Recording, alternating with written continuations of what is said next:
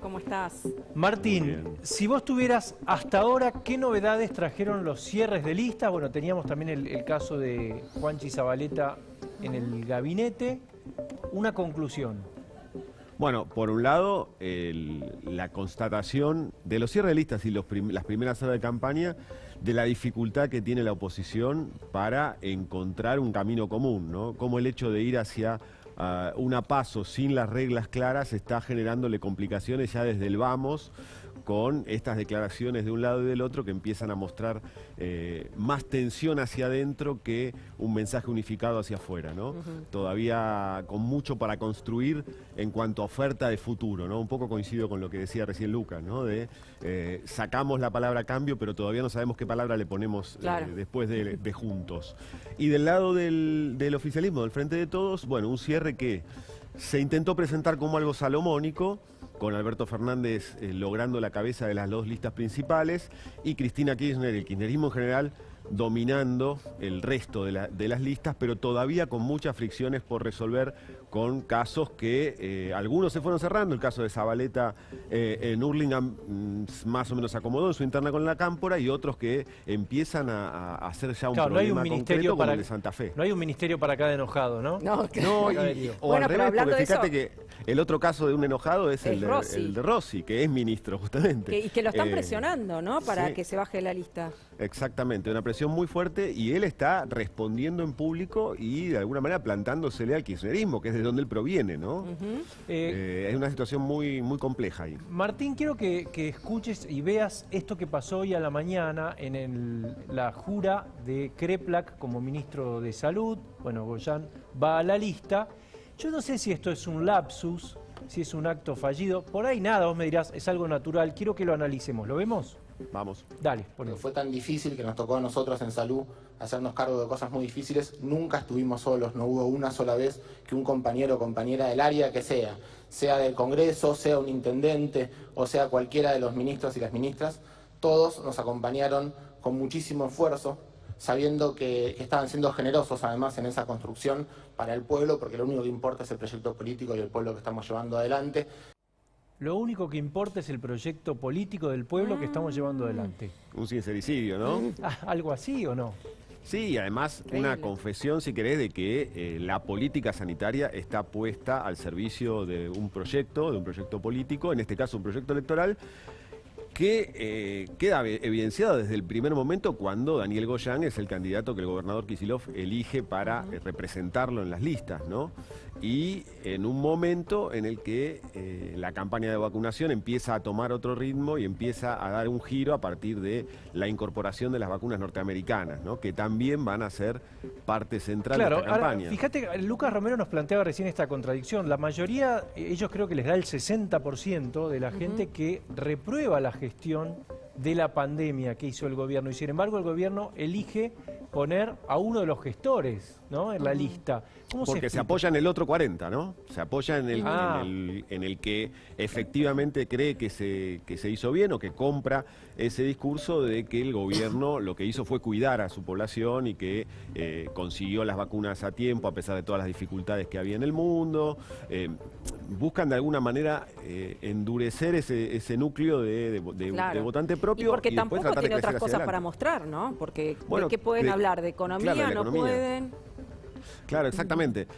Tenés ese problema de la falta de resultados. Evidentemente el discurso que se está construyendo es: hasta acá te cuidamos, no pudimos hacer lo que te prometimos porque vino la pandemia, pero ahora viene primero la normalidad. Están buscando llegar a septiembre con una suerte de idea de normalidad, y después de lograr retomar nuestras vidas, empezamos a crecer, el país empieza a producir, y vienen sí las promesas de la heladera llena y todo lo que se prometió en el 2019, ¿no? Martín, ya que hablamos de la heladera llena, te quedas unos minutos, ¿no? Porque hubo un asado, ¿no? Creo que es un asado. Eso que tanto añoramos, pero del lado de los dirigentes. no del pueblo. No, así es. Esto ocurrió el lunes. Fue un acto en el cual fue el presidente Alberto Fernández a entregar viviendas en el Parque Municipal Néstor Kirchner. Y allí, donde se presentó inclusive la fórmula en el 2019 entre Alberto Fernández y Cristina Kirchner. Y por cábala se hizo también este acto en Merlo de presentación de los candidatos. Estaban Victoria Tolosa Paz y Daniel Goyán, además de ministros y unos 15 intendentes. Y después de esa arenga y de esa presentación de viviendas, se fueron a comer un asado invitados por Gustavo Menéndez, el intendente local. Y allí en ese asado, Axel Kicillof dijo textual: vamos a ganar por paliza. En el acto también habló, por supuesto, el presidente, quien dijo: vamos a ganar y vamos a ganar sin perder las convicciones. Inclusive le tiró un centro a los dos candidatos. Habló de Victoria Tolosa Paz, dijo que Victoria hizo un gran aporte en la pandemia al llegar a los últimos y más relegados. Y Daniel le puso el cuerpo a toda la pandemia, con lo cual hubo una arenga importante allí. Y también dos datos, también les diría que hoy cobran una dimensión más grande. El primero, entre otros, estaba el intendente de Tigre, Zamora, quien por primera vez llegó a un acuerdo con el masismo en Tigre. Históricamente estaban enfrentados y este año van a ir juntos las huestes de Sergio Massa con las del intendente local, con lo cual hubo aplausos entre los comensales. Y el segundo dato, que es el más importante, en esa reunión Alberto Fernández le dice a Juanchi Zabaleta, el intendente de Hurlingham: cerrá tu boleta, le estaba en medio de una disputa con la Cámpora, cerrá tu boleta porque vas a ser ministro de Desarrollo Social. Esa noche Juanchi Zabaleta se fue al distrito, cerró un acuerdo con la Cámpora y ya se puso el traje de ministro a partir de ese día. Así que primer asado con arenga electoral del Frente de Todos. Martín, un albertista, ¿no? Contra varios pronósticos en el gabinete. Sí, claramente. Entra un albertista por otro, ¿no? Sí. Y eso quiere quizás decir con que más peso territorial, una figura con una espalda política mayor que Arroyo, ¿no? Ahí vos coincidís a lo que decía Lucas, que han querido mantener el equilibrio y que incluso el propio kirchnerismo preferiría no tomar riesgos y que la batalla la encarnen por lo menos en la primera fila gente más vinculada con Alberto Fernández. Mira, por lo menos por ahora, si en este momento a un ministro que sale se lo hubiera suplantado por un ministro kirchnerista, eso hubiera atentado con el clima de unidad o el mensaje de unidad que se quiere transmitir en la campaña, ¿no? Yo creo que hay que estar atentos al recambio de gabinete que vendrá después de las elecciones.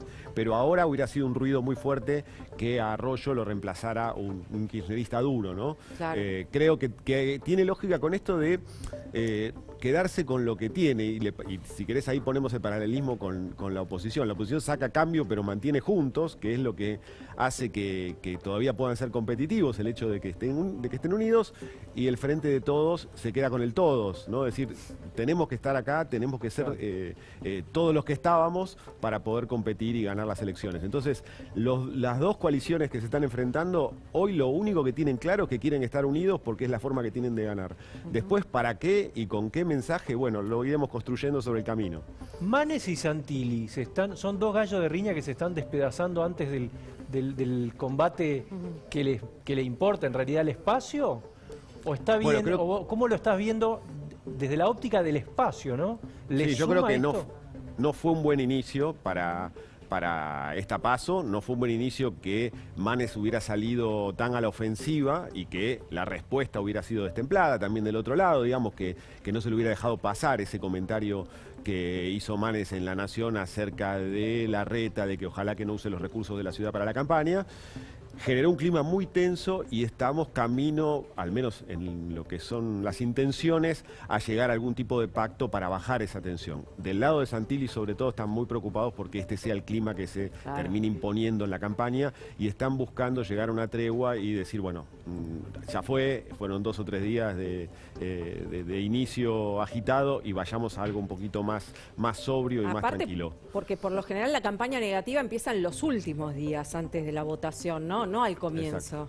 Exacto. El tema, yo creo que Manes también sigue una lógica diferente, no es un político entrenado en la gimnasia de una campaña electoral y bueno, se puede llegar a ir de las manos un poco de quienes lo quieren controlar. Y por eso era un riesgo tan grande para el larretismo, para Santilli en este caso, tener que enfrentar a un candidato de este tipo en una elección abierta, en la que del otro lado el rival sigue siendo el kirchnerismo, ¿no? Porque si se matan entre ellos, después van a terminar juntos en la misma lista, de una forma u otra, enfrentando a Tolosa Paz, Goyán y compañía. Y más allá de si hubo descuido o no, viéndolo desde los que hacen la campaña, gran mérito del cronista, ¿no? De nuestro compañero Matías Moreno en preguntar y sacar ese título, ¿no? Eso un gran entrevistador. Un gran entrevistador, es cierto. Sí. Hugo Machiavelli, quédate un segundo, Martín, si podés, porque Hugo Machiavelli tiene novedades del caso Bolivia que está creciendo desde ya. Mira, es muy interesante. Este caso va a crecer, va a ir creciendo, pero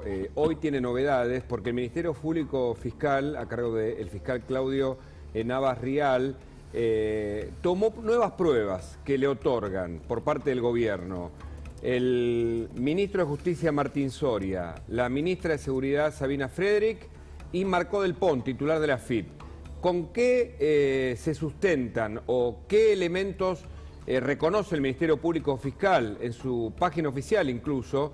Recordemos que el fiscal imputó a Macri, a Bullrich, a Wad y son 7 los funcionarios por el envío de municiones autorizadas por la ANMAT, pero que además se extendieron durante el anterior gobierno, con lo cual, Alberto, no es que en ese decreto dejó de ser consecuente con lo anterior. De noviembre del 2019, en medio de los reclamos y de la renuncia de Evo Morales por las elecciones y de todo lo que pasó, la Argentina envió municiones para proteger sobre todo a su embajada. Esto está documentado oficialmente. ¿Qué es lo que hace el gobierno? Aporta pruebas, dice que el gobierno anterior traficó municiones porque no está regularmente establecido y que hubo violaciones a una ley. El fiscal también dice que hay que ampliar la investigación y el juez Vizcayar, el titular del juzgado en lo penal y económico número 9, es quien tiene en sus manos una decisión que es fundamental. Estamos hablando de tráfico de armas. Ahora, en el medio de la campaña hay olor a, ¿cómo decir?, a carpetazo político-judicial. Por eso, por ahora son títulos que se instalan, investigaciones judiciales.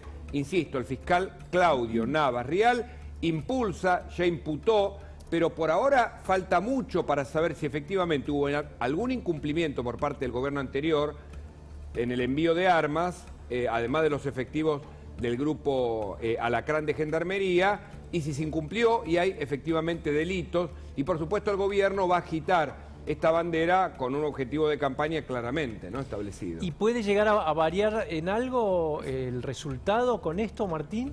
¿O cada uno vota lo que tiene ya decidido?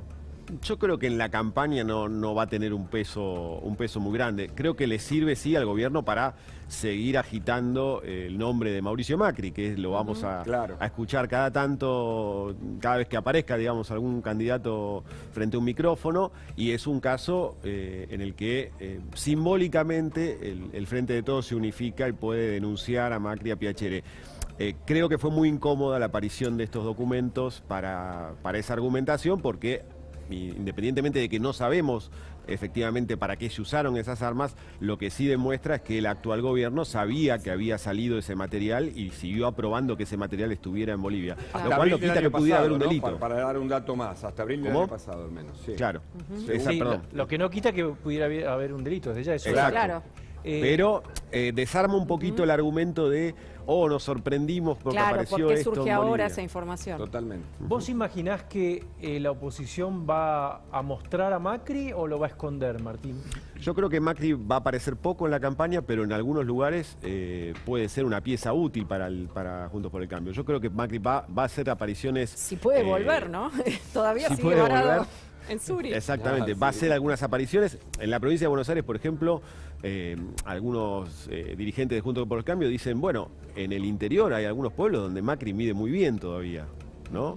Entonces, ¿por qué no podría ir Macri a colaborar en esa parte de la campaña. O en Córdoba, por ejemplo, donde tiene una imagen todavía muy alta. Entonces, no descartaría que Macri intervenga en la campaña, aunque no es el actor principal que tiene en mente hoy Juntos por el Cambio para mostrar. Mirando a la otra vereda, una pregunta casi similar, simétrica. ¿Cristina se va a mostrar en campaña? Sí, definitivamente, ¿no? Yo creo que al haber estado en el acto de lanzamiento de la campaña lo dejó claro. Además es la que baja la línea argumental principal del Frente de Todos y yo creo que la vamos a ver seguido en la provincia de Buenos Aires. No todos los días, porque ella le gusta sorprender con sus apariciones, pero la vamos a ver seguido y va a estar poniendo el cuerpo en la campaña seguro, sobre todo en la provincia. Yo sé que estamos abusando de tu tiempo y avísame si tenés que irte. Pero tenemos una información de Cristina que tiene que ver con los vuelos y quisiera que la escucharas. Hablando de si Cristina va a estar presente o no en la campaña, 13 vuelos con aviones oficiales, aviones presidenciales, ella siendo vicepresidenta. Es una investigación de Silvina Martínez que dio a conocer en La Cornisa, también con información del diputado Lamadrid. Los viajes privados en la flota presidencial son aviones. Ella utiliza el Tango 10 y el Tango 11, que son aviones con una capacidad de 13 pasajeros, aunque muchas veces viaja sola.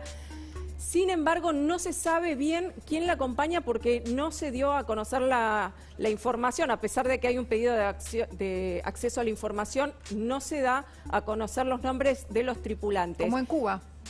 Bueno, seguramente la custodia, que siempre la acompaña. Claro, pero no se sabe. Tendría que dar el listado de nombres y no lo dieron. Bueno, 13 veces, decíamos, ella viajó a Santa Cruz, esto desde diciembre del 2019. En algunas oportunidades para ir y volver en el mismo día. Hay vuelos que llaman mucho la atención, permanencia de quizás 1 hora en Río Gallegos y volver a Buenos Aires. Usa el Tango 10, como les decía, el Learjet 60 o el Tango 11. ¿Cuánto cuestan estos vuelos? Bueno, les decíamos, los aviones son exclusivos para viajes oficiales, no para uso personal.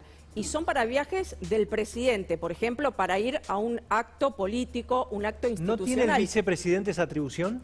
No tiene el vicepresidente esa atribución, muchísimo menos para uso personal. Cada vuelo, les decíamos, tiene un valor de $20.000.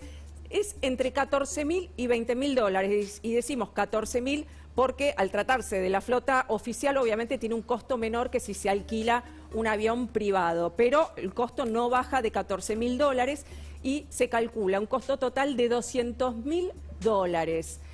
Ella comenzó a utilizar estos vuelos a partir de marzo, cuando renunció a su salario como vicepresidenta. Empezó a usar la flota presidencial, se presume que porque ella todavía estaba utilizando Aerolíneas Argentinas porque tenía pasajes gratis como senadora. Cuando se le terminaron los pasajes, comenzó a utilizar la flota presidencial.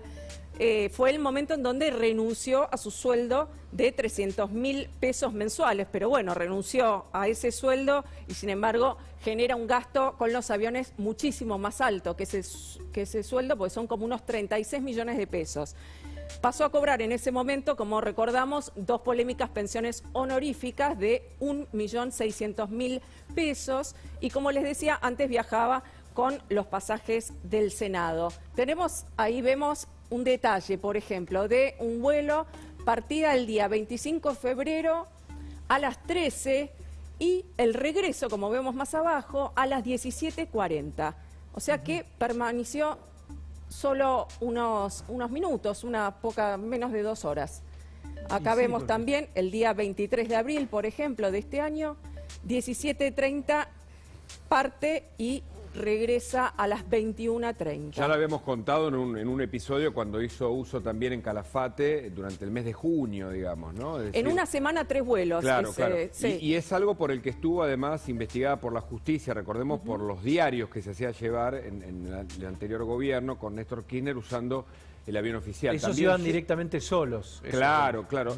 Acá hay, digamos, en serio, iban solos. Claro, el posible delito incluso es prevaricato, es decir, usar fondos públicos para algo más privado que lo público. Deberá justificar, tiene que haber proporción entre el gasto de lo público digamos, y el bien o el destino para que se usen claro, y actividad oficial, esos recursos estatales. Actividad ¿no? oficial que de ninguna manera la hubo, Claro, ¿no? Ella exacto. no iba a ningún acto político ni a ninguna reunión política en Santa Cruz, sino muchas veces a pasar el fin de semana.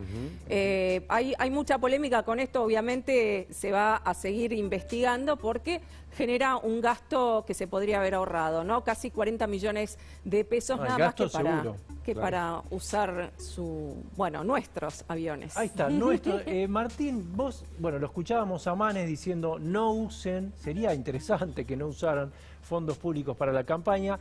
Estos gastos tienen que ver también con plata del erario público. ¿Vos crees que la gente se fija en esto? Lamentablemente no. ¿No? Y sobre todo este tipo de gastos, porque a veces los gastos en una campaña de otro tipo, publicitarios y demás, pueden ser un poco más visibles. El uso del aparato del Estado, de los bienes del Estado en pos de una campaña es algo que generalmente pasa inadvertido y la verdad que sería interesante que la sociedad empezara a poner más el ojo en eso, ¿no? Sí, Scioli, Scioli estuvo investigado. Una de las causas denunciadas por Carrió eran los vuelos de Scioli. Estuvo imputado porque entre esos vuelos, para la campaña, se mezclaba lo privado. ¿Te acordás? El vuelo con Giselle Berger, quien fue pareja del ex gobernador. A Cuba, ¿no? Claro, exactamente. Claro. Chequeando esos listados, me acuerdo que hicimos esa investigación en La Cornisa, salían, además de los vuelos de campaña, que ya estaba mal, porque no son para el uso que corresponde en la campaña política, está mal el destino de usos públicos para la campaña, estaba la cuestión privada, se entremezclaba todo también, o sea que la Argentina tiene antecedentes en el tema aviones. Sí, Y bueno, de hecho, si querés ponerlo en otros términos, imagínate quien está compitiendo hoy con Manes, si tiene que moverse de un extremo a otro de la provincia, se tiene que pagar, o alguien tiene que pagar el avión o el helicóptero que lo traslade, y si un candidato oficialista tiene recursos públicos y los puede usar para hacer ese mismo trayecto, evidentemente tiene una ventaja competitiva. Ya de movida la firma de las candidaturas, el sábado lo hicieron en la Casa Rosada, ¿no? Cuando lo tendrían que haber hecho en una sede partidaria. Exacto, eso fue muy desprolijo. Buen punto, no lo había pensado. Bueno, Martín, excelente, como siempre. Gracias. Les mando un abrazo. Un abrazo. Chao, gracias. Nunca Adiós. confundir, ¿no? Lo que uno pone en el bolsillo derecho